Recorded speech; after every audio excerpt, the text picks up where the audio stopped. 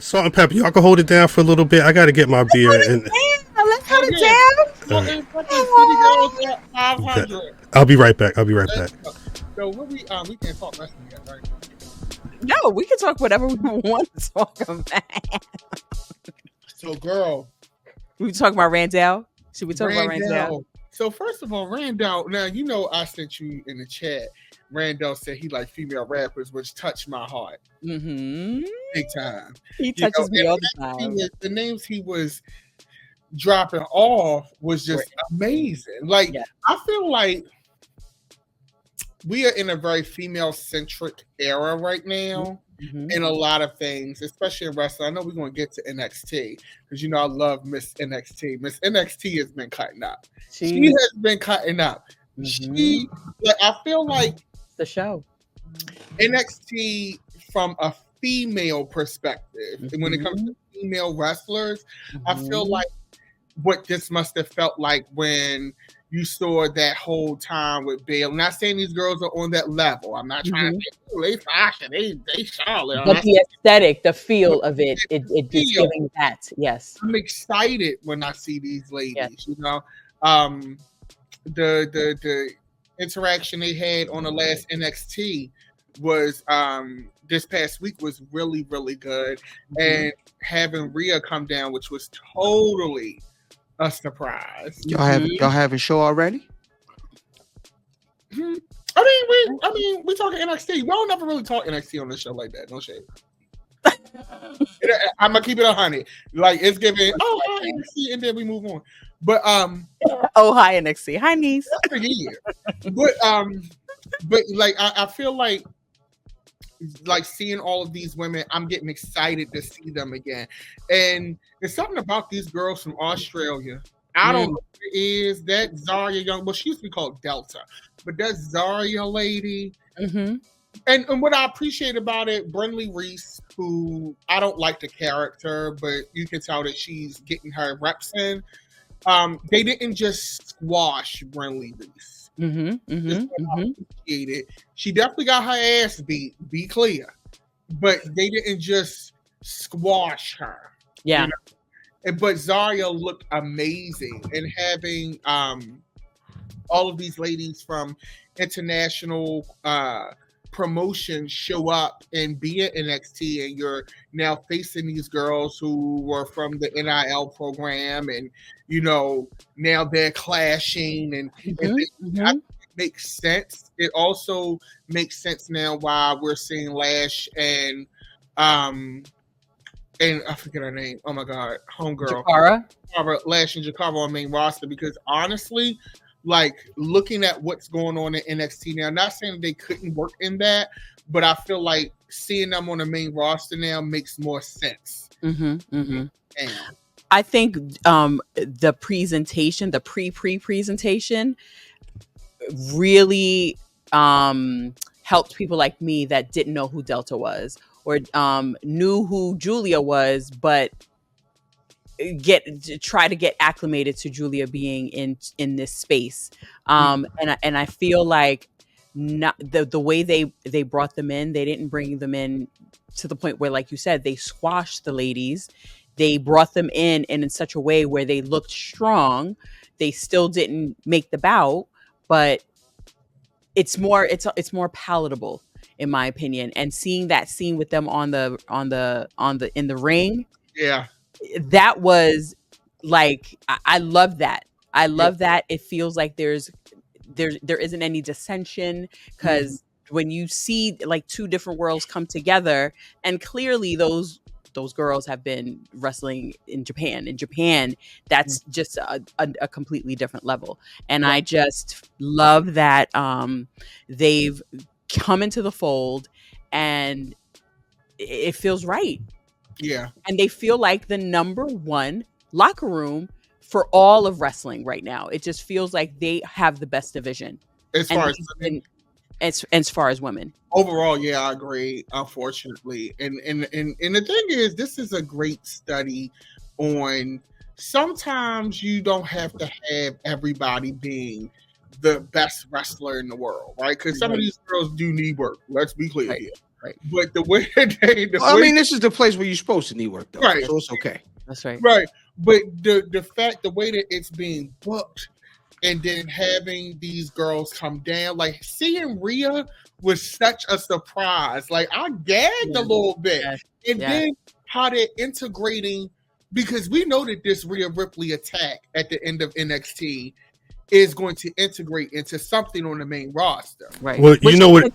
which needed to happen. But wait, did y'all hear what it integrated into? No. Because she's got like a legit orbital bone injury, so this was riding her out for a bit. I guess oddly enough, similar to her last injury, where it was something that happened on Raw when Liv threw the chair or whatever. They say that it was they may have been during a brawl with her, Raquel, and Liv recently on Raw. But yeah, I guess maybe whatever image that they showed online that Liv was laughing at, I think that may be real. Now I got questions because Oh my God. time Rhea done got injured. Yes. Because the last time was with Liv Morgan. Yeah, with the chair. Liv Morgan. I'm like, girl, you purposely fucking this girl up. Right. Like what? Joey said Rhea gave Liv too many headbutts. Oh my God. This is getting ridiculous This now. is ridiculous. Ridiculous. So she real, Kyle. Her for real. Yeah, let me find the. I mean, that was as of. It was a report early. It may have been today that I saw. Hold on, what's the date? Yeah, it was today. Meltzer reporter. He said that it was. It most likely happened last week during whatever their brawl on Raw was. But yeah, fractured orbital bone injury. It was announced by WWE was indeed legitimate. There's no timeline of when she'll be back. It's orbital bone. What is that? It's up somewhere in the face. Oh, wow. Trick or treating. Hey, shout out to the tricks and the treats. She needs a Dash and Cody mask for real. She stayed getting fucked up in a Liv Morgan situation. Yeah, and she just WrestleMania. She had just battled back. I had her talk. She was talking to me about how. I hate saying it like that, but I was in a conversation with her where she was talking about all the work she was getting done at home in recuperation. It was her leg, I believe, or it was a shoulder. It was shoulder injury. I think. Don't quote me. I'm dumb. I don't know. I've talked to Smoke Dizza anyway, but yeah, I will say though, DDM, it's interesting when you talk about integration, even in a situation where they gotta reportedly write somebody out.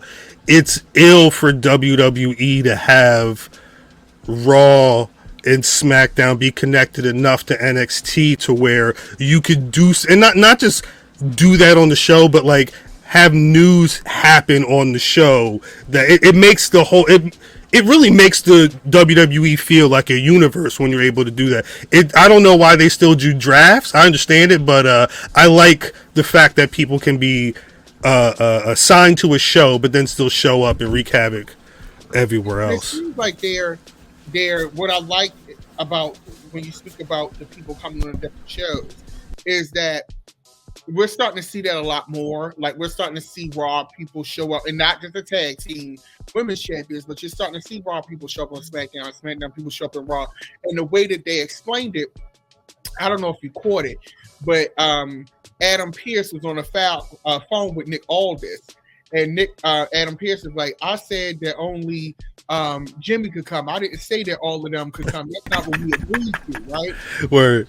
So I like that they're still acknowledging that there was a draft and that there are people who belong to certain brands, but we loan people out. We allow special things, and they're explaining that in the storyline. So right. I jive with that when I see it. You know? Yeah. No, I was actually talking to somebody earlier today about like not being the biggest fan of certain films, but like when Marvel like really, especially when like the Avengers came out, I was like that. I latched onto that kind of comes like, yo, I read the comics, but like understand the potential, like, you know, the I didn't mention it earlier, the colliding of worlds, like with hip-hop and wrestling, like, you know, being able to see that happen and get excited about the different things that can happen. Like, that happens when Triple H and Shawn Michaels and everybody's able to talk and have these shows kind of work in unison. I like seeing that because it doesn't just feel like somebody said a random line on the show to reference what happened on the other show. Like, you're actually getting to see, and it builds, like, being able to see, like, from Bailey to Carmelo Hayes to All, and being able to see them kind of grow. Seeing Bailey go from the hugger to what she is now has been dope. But, like, when Trick Williams goes to that main roster, after all this time we've spent invested with Trick Williams on NXT and really seeing him grow, it adds a different element to, like, having favorite wrestlers and following favorite wrestlers, because they really, Trick has shown up on main roster stuff how many times? Like 4 or 5, 6 times. Even if he's in the crowd with no shirt on, just holding the belt, like, he'd be outside. That shit is ill. On cooking shows, He with his shirt off.